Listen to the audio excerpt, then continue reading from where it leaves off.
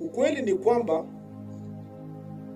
Uhuru akipigia simu Raila atashika. Hawezi ngojea hata ilie mara mbili. Ukweli ni kwamba Raila akipigia Uhuru atachukua hiyo simu. Na wanaongea na kukula pamoja. Watoto yao wako pamoja. Murkomen, Orengo, Khalwale, Kajwang wanapingana kisiasa.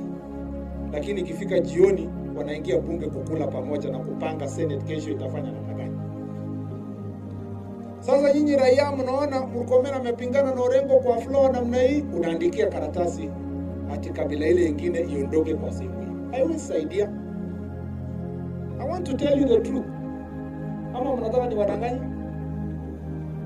Kwani nyinyi mmesahau 2007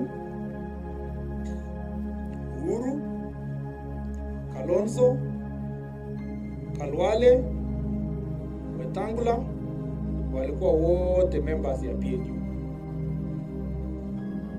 Imepita miaka 5. 2007 Raila, Ruto, Duale walikuwa wote ODM.